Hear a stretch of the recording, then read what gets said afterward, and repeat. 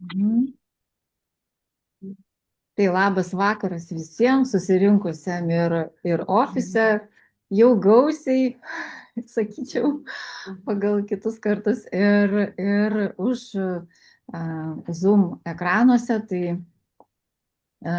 kas dar manęs nepažįsta, tai esu nutriciologė, holistinės sveikatos specialistė, daugiau dirbu holistiškai, sudarinėju programas žmonėm, personalizuotas pagal kiekvieno žmogaus būseną, specifiškumą, nes vienodų žmonių nėra, nors ir turime, sakykime, kažkokius tai panašius ar sutrikimus, sveikatos pablogėjimus, bet kiekvienas žmogus yra individualus ir jisai individualiai reaguoja į vairias aplinkybės, išgyvena, turi savo emocinį foną, patirtis ir visa tie dalykai labai įtakoja mūsų sveikatą. Tai taip pat darau berezonansinį organizmo tyrimą, galiu padėti suprasti savo organizmą ir iš kraujo tyrimo, ir surinkusi visą, sakykime, taip anamnezę, galiu padėti susigaudyti ir holistiškai save sveikatinti. Tai šiandieną tokia tema labai svarbi ir įdomi, ir dauguma čia nubalsavo, kad labai nori šitos temos, todėl kalbėsiu šiandieną apie cholesterolį, cukrų ir kaip savo padėti. Dabar bandau, kaip man čia aušą pereiti. Ai, čia spausti, ne? Va, paskui jau čia. Kas yra cholesterolis? Dar mes čia susiderinsim. Kalbėk. Aha. Cholesterolis tai yra riebalinė medžiaga, lipidas gaminamas kepenyse. Tai yra 80% cholesterolio yra gaminama kepenyse, likusi dalis gaminama iš maisto. Ir kam tas cholesterolis yra reikalingas, nes dauguma su juo ką daro, kovoja, ar ne, ir jo baiminasi, ir taip, kada jisai yra jau tampa išėjęs iš tų savo normos ribų, jisai mums kenkia. Ir mums labai svarbu suprasti, kam jisai yra reikalingas.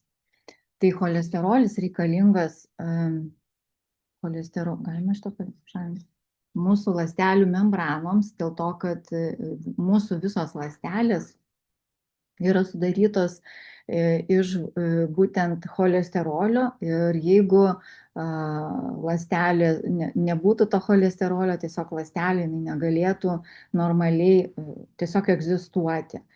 Nuo jos, nuo cholesterolio, tai tas ir stabilumas jos priklauso. Taip pat cholesterolis, jisai reikalingas gaminti hormonams. Tai yra, gaminasi kortizolis, estrogenas, testosteronas ir progesteronas. Tai yra visi hormonai, kuriuos žmonės turi, yra sintezuojama, reiškiasi, gaminasi per cholesterolį. Ir be to negalėtume reguliuoti nei streso, nei reprodukcinės sistemos, nei energijos. Tai jis yra labai labai svarbus. Toliau vitaminas D. Jisai taip pat yra sintetinamas iš cholesterolio veikiant saulės šviesai. Ir aišku, dar tulžies gamybai ir virškinimui. Taigi, kodėl, reiškiasi, kepenys naudoja cholesterolį tulžies rūgščių gamybai. Tulžis yra būtina riebalų virškinimui ir toksinų šalinimui. Ir jeigu, tai galima taip suprasti, kad tai jis dalyvauja detoksikacijos šalinimo procese. Ir kai sutrinka tulžis, ir dažniausiai, aš kai darau berezonanso tyrimą ir susitinku su įvairiomis moterimis ir turi tų visų sutrikimų, ir svoris, ir hormoniniai sutrikimai ir taip toliau, tai visi tie dalykai, jie tiesiog eina į tą tulžį, ar ne? Tai yra, kodėl tulžis irgi turi tą įtaką, mes taip pat pakalbėsim. Tai va, tai žodžiu, toliau, Bandysiu čia perėti. Ne, taigi va. Mhm. Kaip vyksta tas visas uždegiminis ratas, ar ne? Kas čia pas mus darosi? Reiškiasi, organizme vyksta sisteminis išsiderinimas. Pirmiausia, tai yra kas, kad dažniausiai per gyvenimo tempą, bėgimą, savęs pamiršimą, reaktyvumą į stresą. Tas stresas būna visoks, ar ne, kurį mes patirime, ir džiaugsmą patirime, ir siekimo tą stresą, kai siekiam kažkokio tai tikslo. Mes daug patiriame streso rūšių, ne? Ir tą nerimą, ir taip toliau. Ir per tai įsiderina mūsų organizmas ir įsitempia vagus nervas. Tai vagus nervas, apie ką aš jau kalbėjau anoj paskaitoj, ar ne, jis eina per šitą dalį ir duoda inervacijas į mūsų organus. Ir jeigu vagus nervas yra klajoklinis nervas, neramus, ar ne, jisai dirgina visas mūsų organizmo sistemas. Ir aš kalbėjau apie tai, kad labai svarbu raminti tą vagus nervą, daryti pratimus, tai yra lengvus pasukiojimus galvos, kas yra taip pat labai svarbu. Tai yra siūsti ramybę savo, reiškia, mes apsikabinti, mūsų kūnas gali reaguoti, ar ne, ir jisai reaguoja, kada mes save apsikabinam, kada mes nuraminam savo fascijas, ar ne, kada mes tiesiog sakome, kad aš esu su tavimi, su savimi, ar ne, kūnas reaguoja. Ir mes atrodo, kad tai yra tokia nežymi praktika, bet jinai yra labai, labai, labai veiksminga. Ir tą rekomenduočiau bent jau 5 minutės per dieną arba ryte ir vakare krypti į save dėmesį, ne? Mes tokiu būdu galim savo padėti. Čia jau tokia kaip ir praktika, ne? Tai toliau eina, kai tas stresas pakyla, eina kepenų vadinama ta blokada. Sutrinka kepenų veikla, sutrinka normalus tulžies nutekėjimas. Tai kepenys tai yra centrinis cholesterolio reguliavimo organas, ar ne, jisai pagamina apie 70-80% cholesterolio. Ir jį paverčia, reiškia, vyksta ta sintezė ir labai svarbu, kad teisingai nutekėtų tulžis. Tai vat, tulžis stagnuoja dėl ko? Tulžis stagnuoja dėl streso, dėl įtampos, taip pat dėl dažno valgymo, dažno užkandžiavimo, jeigu yra nervinis, pavyzdžiui, ir nedažnas užkandžiavimas, tai yra turėtumėm valgyti normaliai 3 valgiai ir 1, sakykime, užkandis. O būna, kad dažnai kava, ten sumuštiniai kokie nors, saldainiukai, sausainiukai ir taip toliau, taip toliau. Ir dažna moteris tikrai mėgsta pasimėgauti kava ir kokiais saldainiukais ir negali to atsisakyti, arba sėdi prie darbo stalo ir nervuojasi ir tada užkandžiavimas. Ir tikrai kiekvienas, ir aš taip pat esu tą praėjusi. Ir čia reikia jungti tą sąmoningumą ir stengtis to nedaryti, nes tulžis nuolatos jinai yra stimuliuojama, ar ne? Tai taip pat tulžies veikla stagnuoja galimai esantis ir parazitinė apkrova. Ir kai darau berezonansinį tyrimą, matau, kad tulžies latakai, tulžies pūslė būna dažnai irgi turi tų gyventojų. Ir tie latakai yra užkimšti. Dėl šių priežasčių irgi gali būti tulžies nutekėjimo tas stagnavimas. Tai kaip vis tiek savo padėti, ne? Labai, labai svarbu, galima daryti tokį pratimą. Vat šičia mes turime, aš jau gal rodžiu, aš nežinau, va čia, kur susikerta mūsų šonkaulį, ar ne? Va šitoj vietoj paskaičiom 4 pirštai nuo va čia, ar ne? Nu, vat, rodau. 4 pirštus, kur tulžies pūslė, dešiniai pusėje, ne? Atsigulam arba sėdim prieš valgį, maždaug 15 minučių galime savo pasispausti tą tulžį, ar ne? Ją paaktyvinti, nebijoti. Čia yra kaip visceralinis masažas, savo pasidarom tokį, ne? Paaktyvinam, kitą kartą būna toks gurkt ir nuteka. Va. Tai šitą dalyką daryti. Taip pat labai labai rekomenduočiau netgi vieną pratimą, kai jūs keliate rankas į viršų, tai atsistoja, keliate rankas į viršų ir lankstotės, ar ne? Nu, va, tai keliam prieš valtį ir lankstomės, ne, va. Ir nebijom, va taip. Va. Ir pada, kaip medžiamės, o kaip, ne, reiškia, ne. Ir darom va tokius, žiūrėkit, jūs padarysit savo naudą, ne tik tai, kad tulžį suaktyvinsit, bet dar jūs stengsitės pasiekti savo pirštų galus, o tai yra labai svarbu, ne? Taip, tai treniruotis, kol pasieksime pirštų galus. Taip, tai yra lankstumas savo. Jau čia greitai pas mus bus sporto klubas. Tai va, tai labai svarbu,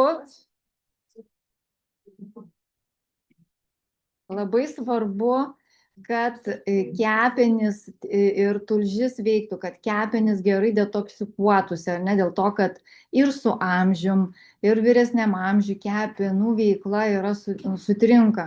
Ta detoksikacinė funkcija, jinai pablogėja dėl to, kad nu, jinai pablogėja šiaip jau natūraliai, ar ne?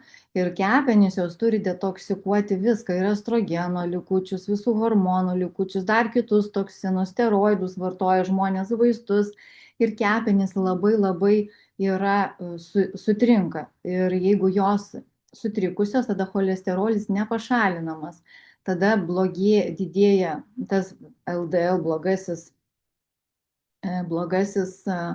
cholesterolis, sakykime, didėja trigliceridai ir atsiranda uždegimas.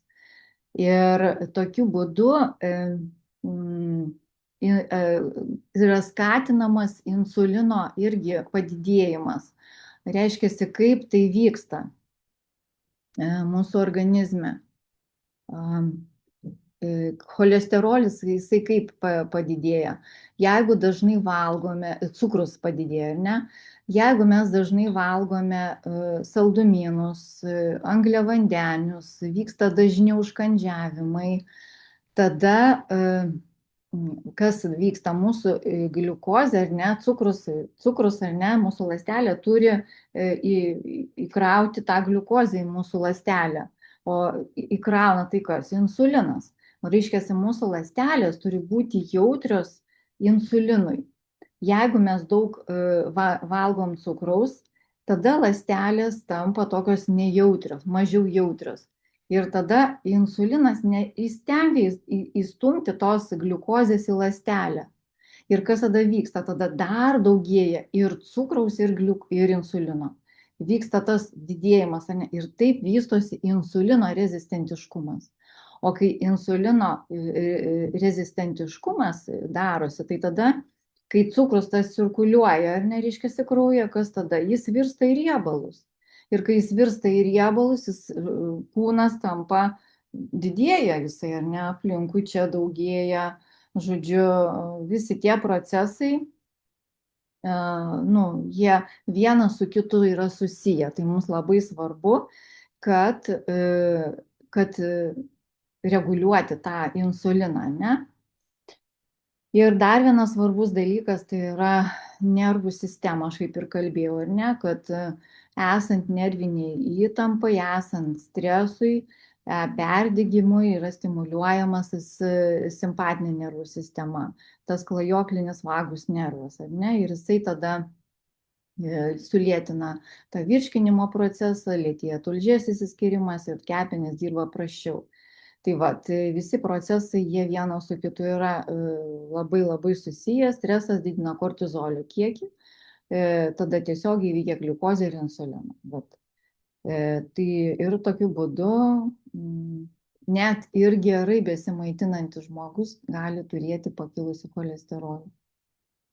Na va, o kaip su tuo cholesteroliu, ne, jisai šiaip realiai, jisai nėra blogas, yra kaip, jeigu pas mus yra kraujagyslė, ar ne, per ją turi tekėti visos maistinės medžiagos, nu, kelias tas tiesus, ar ne, Bet jeigu vyksta oksidacinis stresas ar ne, stresas, jeigu yra uždegimas, dėl ko, dėl to pačio ir cukraus, ir tos netinkamos mytybos, tai toj kraujagysliai, reiškia, epitelis yra pažeidžiamas, pasidaro kaip organizmas, jis tada supranta, kad čia yra trauma.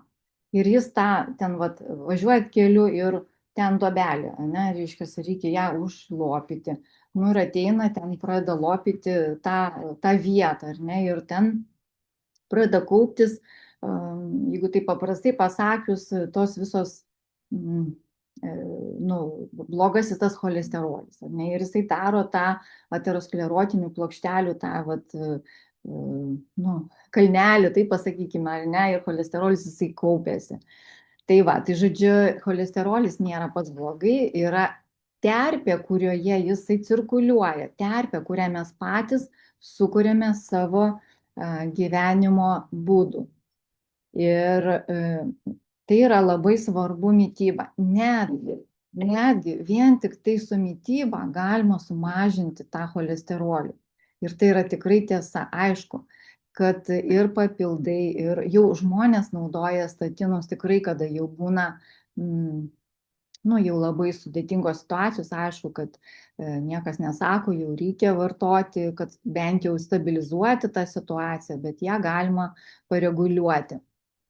Ir kas įtakoja? Transriebalai, margarinas. Tai tie transriebalai tai yra augaliniai aliejai, hidrinti, kepti, nu, dažnai būna, nu, nežinau, kavinės, kur, pavyzdžiui, fritiūrinės tos, ten tą aliejų jie dažnai būna naudoja kelis kartus tą patį.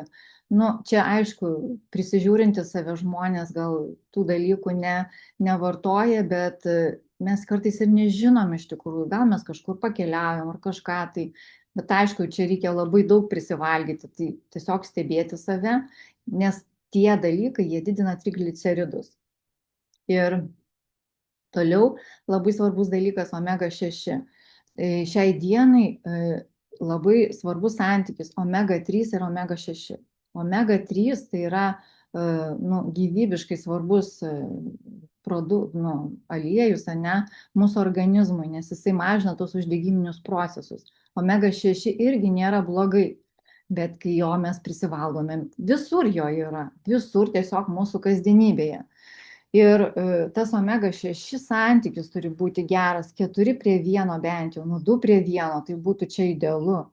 Na, bet dažniausiai šiai dienai tai yra 15 ir 20 ir dar daugiau.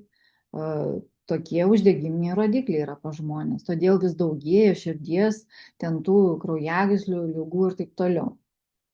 Tai va, tai vienas, pavyzdžiui, valgomasis šaukštas kukurūzų aliejaus turi net 7280 mg omega 6. Tai čia yra labai, labai didelė dozė ir sukuria tiesiog bendrą sisteminį uždegimą visame organizme. Pramoninė mėsa ir kiaušiniai. Taip, maistas, kuris yra na, masiniai gamybai, reikėtų stengtis pirkti maistą aukštesnės kokybės, kiek įmanoma žiūrėti tas pakuotes, kaip jie yra gaminami, ar tai yra ekologiška, žodžiu, ir stengtis kuo mažiau pirkti tikrai nesveiko maisto su antibiotikais, hormonais, visi tai žinome ir turime stebėti, ką perkame. Ir omega 3, galiu pasakyti, jisai reguliuoja tą riebalų apykaitą ir mažina trigliceridus. Vien vartojant omega 3, ar ne, galima sumažinti jų kiekį net iki 20–30%. Tai va, tai žodžiu, santykinai atstatyti labai labai svarbu. Ir dar kas labai svarbu, tai išimti cukrų, perdirbtus produktus, rūkytus gaminius, ypač kiaulieną. Kiauliena turi daug histidino. Histidinas, jisai mums kaip aminorūgštis yra reikalinga ir atlieka tą reikalingą funkciją, bet jo kaip per daug jis kuria organizme mums uždegimą. Ir būtent kiaulienoje yra daug šios medžiagos ir rekomenduojama tiems, kas turi pernelyg didelį tą cholesterolio kiekį, tiesiog atsisakyti tos mėsos, nevartoti arba iki minimumo sumažinti. Mėsos sumažinti iki 2-3 kartus per savaitę, sakykime, taip, kiek įmanoma, nes būna žmonės, kurie tiesiog per dieną 2-3 kartus valgo tą mėsą, tai natūraliai jinai ir veikia jų organizmą, jisai tiesiog nebesugeba. Su amžium ir fermentai mažiau įsiskiria, ne, reikia ir tą kasos veiklą pastiprinti, ir tulžies veiklą, ir kepenų detoksikaciją, neapdirba organizmas tiek, kiek gauna tokio maisto. Ir yra rekomenduojama ir taip ir galima padaryti, kad per 3-6 savaitės galima atsisakius, sakykime, pasidarius tokią kaip mini dietą ar ne, tos gyvulinės kilmės produktų sumažinus arba visai atsisakius ir vartojant ir pilno grūdo, ir augalinę tą visą mitybą, susireguliavus tikrai galima ženkliai sumažinti cholesterolį. Bet čia labai vėl individualiai nuo kiekvieno priklauso, įvairūs metodai, kiekvienam ko gero individualiai. Tai va, toliau, kiti dar metodai, tai yra augaliniai produktai, kurie padeda pamažinti cholesterolį, gali padėti tulžies nutekėjimui. Tai yra kiaulpienė. Čia jau pavasaris tos kiaulpienės atsiras, kas gyvena gamtoje, kas mėgsta gamtą, labai rekomenduoju prisirinkti tos kiaulpienės ir naudoti ją. Tiesiog į salotas galima dėti lapelius, ne? Ir vienas iš patarimų galima net fermentuoti su česnaku ir druska kiaulpienę. Vaistinė ožragė yra labai tinkama, ciberžolė galima dėti į maistą, galima naudoti kaip papildę, vėliau apie tai irgi pakalbėsim. Juodgrūdė taip pat, juodgrūdės aliejus labai tinka ir esant ir pylori bakterijai, mažina uždegimą. Visumoje yra juodgrūdė viena iš tokių karališkų aliejų ir labai, labai rekomenduoju turėti ją tiesiog savo mityboje ir karts nuo karto save pasistiprinti. Jinai labai, labai yra stipri. Taip pat linų sėmenys, tai yra, jau čia apie tai kalbama ir dažnas tikrai naudoja linų sėmenų ir kaip skaidula, ar ne, ir valo ir kraujagyslės, ir įvairiuose papilduose, galima ir kaip klijuką, ir kaip košelę valgyti, žodžiu, linų sėmenys įvairiais būdais ir turi ir tų omega-3 riebių rūgščių. Taip, toliau dar yra ir padeda net ir grybai. Aš kiek girdėjau, taip, greitų metų mes turėsime ir kavos su šiais grybais, tai vat trupučiuką ir čia paminiu, kad šiai dienai galima visur nusipirkti jų, ne, ir įdėti savo mitybą. Tai yra reiškia, šitaki, kordycepsas, visi šie grybai, jie stiprina imuninę sistemą, stiprina kraujotaką ir tinkami labai. Kofermentas Q10, tai mūsų ląsteliai sukuria tą energiją ir palaiko tą apykaitą ir ląstelių metabolizmą, žodžiu, Q10 kofermentas yra labai, labai svarbus. Ir polifenoliai. Tai ir prieskoniai, ar ne, aš pakalbėjau apie tai. Dar iš prieskonių kardamoną ir kardamonas labai gerai. Galima kardamoną, tarkim, kas geriate kavą ar ne, galima šiek tiek jo sumalto berti į kavą, kardamoną, cinamoną.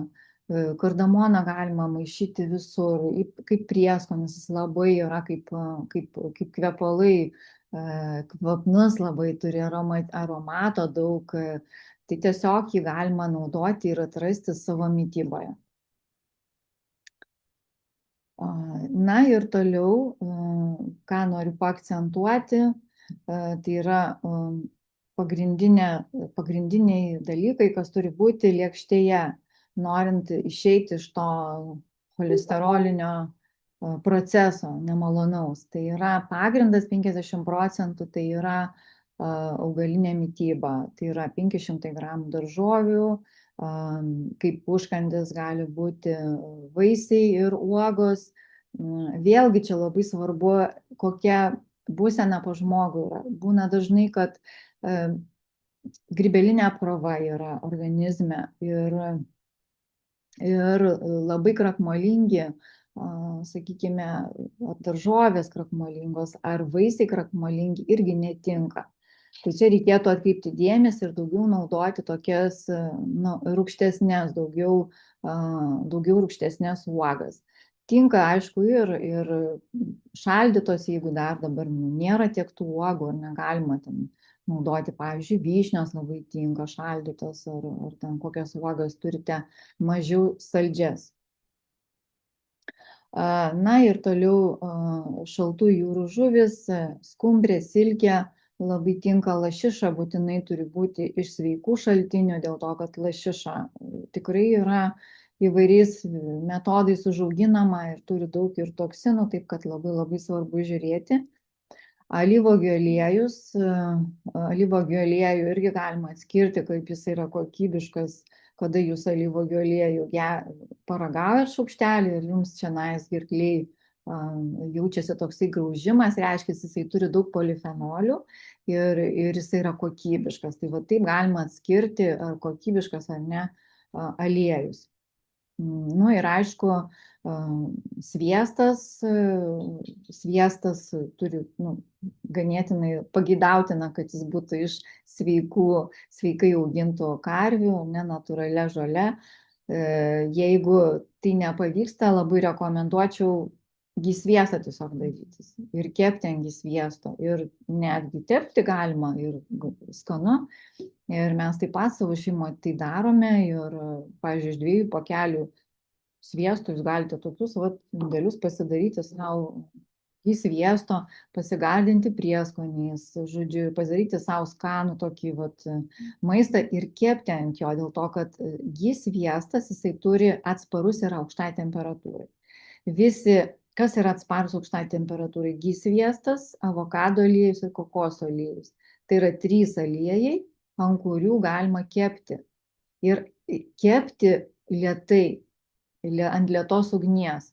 Visą maistą ant lėtos ugnies, kad nebūtų to degėsio, nes tas degėsis, jisai kaip yra kancerogenas. Mums atrodo, kad čia labai skanu ta plėvelė arba ten ta odelė, bet jinai, nuimkite odelės nuo vištos, nuo visų tenai tų, dėl to, kad pats skaniausias, aišku, aš žinau, bet ten jau normali dozė viso šito yra. Tai va, tai naudoti daugiau augalinės kilmės fitosteroliai, kurie išstumia tą blogąjį cholesterolį ir mūsų organizmui padeda labiau sveikti, greičiau atsistatyti. Tai va, tai žodžiu, aš toj baigiu. Lašiša, tai lašiša aukštoj temperatūroje omega-3 žūsta, nekepti orkaitės, ant aukštų temperatūrų, tiesiog geriau galbūt ją lėtai patroškinti ar lėtai pakepti, žodžiu, ant mažos ugnies, bet ilgiau, aišku, tai užtruks. Tada išlaikys jinai tą omega-3. Dabar, pavyzdžiui, pomidorai atvirkščiai, galima pomidorus pakaitinti ilgiau, ar ne, išsiskiria likopenas ir vitaminas A. Daugiau to likopeno, ar ne, reiškia, ir dar apšlakstom kokybiško aliejumi ir mes gausime labai gerą tą sintezę, kaip sakant, tai ko mums reikia. Ir kiaušinius geriausia yra valgyti skystus, nes ten išsilaiko ta tikrai reikalinga dozė, sveikatinanti dozė cholesterolio. Dabar žiūrim toliau. Sekantis veiksmų planas, ar ne, ką mes dar galime padaryti, tai išsiaiškinti, ar ne, sekti savo organizmą, išsiaiškinti, kas su mumis yra ne taip. Jeigu jaučiamės kad svoris nekrenta, darom viską, sportuojam, judam, maistą derinam ir svoris nekrenta. Jeigu nuovargis yra, prastėja odos struktūra, žodžiu, nervingumas ir taip toliau, visi šitie procesai, tada pasitikrinam, pasidarom lipidogramą, reiškia, tiesiog kraujo tyrimus, kur yra kepenų fermentai, kur yra cholesterolio visi parodymai, rodikliai ir gliukozė ir insulinas. Šitus rodiklius labai svarbu pasitikrinti ir tada galima jau iš to bendro vaizdo pasidaryti analizę, kokia yra situacija. Išmesti nereikalingus omega 6 produktus iš savo mitybos, įdėti daugiau skaidulų šaltinį, ar ne, ir nekepti aukštoje temperatūroje, žodžiu, ir užsiimti savo nervų sistemą, reiškia, medituoti, būti daugiau gamtoje, daugiau ryšio su savimi ir tokiu būdu mūsų kūnas padėkos. Ir aišku, kas be ko, mūsų auksinis sveikatos trikampis, kurį mes naudojam, mūsų čia kompanija naudoja, ar ne, ir gauna rezultatus. Ir žmonės tikrai sumažina ir cholesterolį, nes čia yra šituose produktuose tie ingredientai, apie kuriuos aš kalbėjau, ar ne? Aišku, ne visi, bet čia yra gausybė, kur mūsų organizmai padeda atsistatyti ir natūraliai pačiam regeneruotis. Tai kolongardas, čia yra ir kofermentas Q10, ir linų sėmenys, ne, ir kepenų funkcija, margainio ekstraktas, ir tulžis paaktyvinama, žodžiu, tie dalykai yra ir net parazitinę terpę mažina. Žodžiu, taip pat sansetas prisideda prie mūsų nervų sistemos raminimo, čia įeina ir adaptogenai, kurie didina atsparumą stresui, nes šiai dienai mums reikia stiprinti savo psichinę energiją dėl to, kad mes būtumėm atsparesni stresui, nes iš to mes neišvengsime, ne? Tai čia įeina ir šafranas, ir ramunėlis, ir levandos, ir pasiflora, visi tie ingredientai, apie kuriuos mes žinome, bet jie sudėti į vieną sintezę ir jie veikia vienas su kitu sinergiškai. Už tai žmonės gauna rezultatą, geriau užsimiega, ne? Ir geriau turi tą raminantį efektą. Na ir aišku, Sunrise'as, kuris taip pat čia atlieka tą vaidmenį, reguliuoja ir tą cukraus kiekį, tą balansą tvarko per virškinimo sistemą ir mažinimą uždegimo. Ir granatas įeina, ir mėlynė, ir akai uogos, ir vyksta ląstelių autofagija, žodžiu, ir skydliaukės veiklai, žodžiu, čia yra unikalūs produktai, kurie veikia sinergiškai. Bet vienas dalykas yra pats svarbiausias. Mes galime vartoti pačius geriausius produktus, bet jeigu mylėsime savęs ir nekreipsim dėmesio į tai, ką mes dedame į lėkštę, į tai, kaip mes prie tos lėkštės sėdėdami jaučiamės, ar mes padėkojam, ar mes palaiminam tą maistą, ar mes ramiai jį valgom, ar mes ilgai kramtom, ar aplink mus yra šurmulys, ar nėra to šurmulio. Visi šitie dalykai jie įtakoja. Mūsų kūnas viską girdi. Tai aš linkiu visiems tiesiog eiti tą sąmoningesnį, sveikesnį savęs pažinimą, mylėti save ir pagrindiniai dalykai tai yra meilė savo ir ramybė, o tada visas kūnas atsistatys. Tai ką, ačiū labai ir tikiuosi, kad jums buvo naudinga. Labai gražiai. Gerai, prašau. Tai Linutei dėkoju. Dabar ar norit išgirsti apie Gelplaną, o gal reikia? Aš ilgai neužtruksiu. Norit? Tai gerai, šitą įrašą stabdom tada.